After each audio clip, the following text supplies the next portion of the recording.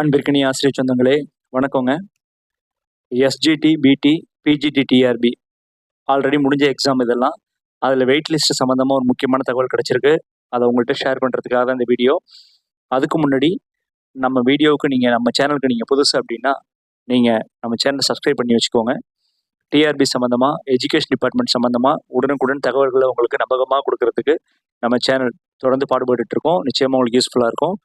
அடுத்ததாக TNPSC and dead paper 2, முக்கியமாக 2 இதுக்கான எல்லா மெட்டீரியலும் நம்மளோட சேனலில் வீடியோஸாக இருக்குது. அதை நீங்கள் பயன்படுத்திக்கோங்க.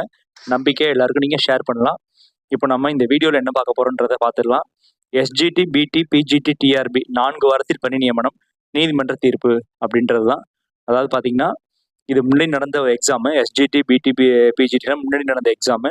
இதில் பார்த்தீங்கன்னா வெயிட் லிஸ்ட்டில் உள்ள ஒரு டீச்சர் வெயிட் லிஸ்ட்டில் இருக்கிறாங்க. அவங்க என்ன பண்ணுறாங்கன்னா, ஆல்ரெடி ஜாயின் பண்ணியிருக்க வேண்டிய ஒருத்தவங்க ஜாயின் பண்ணலை அப்படின்றதுனால இவங்க கோர்ட்டுக்கு போகிறாங்க. ஸோ அந்த விஷயத்தை தான் இதில் கொடுக்க போகிறோம். இதில் பார்த்தீங்கன்னா, நான் அண்டர்லைன் பண்ணியிருக்கிறத பாருங்கள்.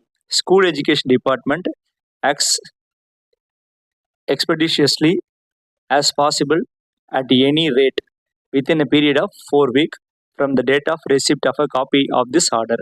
இந்த ஆர்டர் கோர்ட் என்னைக்கு கொடுத்துருக்காங்கன்னா, இந்த மாதம் 20ஆம் தேதிங்க. அதாவது இன்னைக்கு இந்த மாதம் 12ஆம் தேதி வந்த ஆர்டர் இது. இன்னைக்கு நாம இது 21ஆம் தேதி நான் உங்களுக்கு இதை சொல்லிட்டு இருக்கேன்.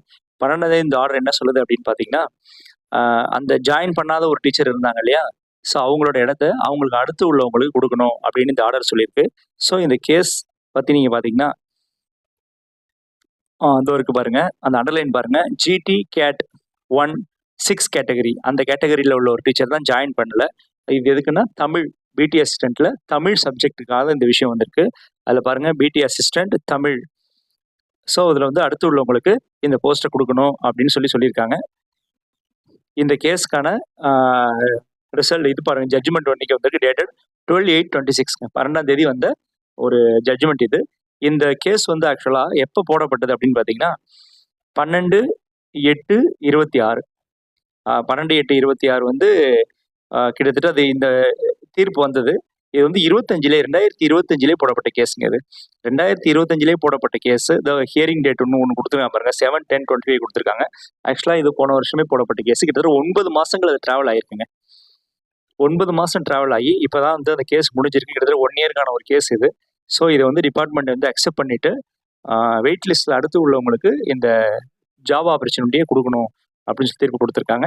ஸோ ரைட், உங்களுக்கு தெரிஞ்சவங்க ஃப்ரெண்ட்ஸ் யாருன்னா இது மாதிரி இருந்தாங்கன்னா நீங்கள் அவங்களுக்கு இந்த செய்தியை ஷேர் பண்ணுங்கள். தேங்க்யூ.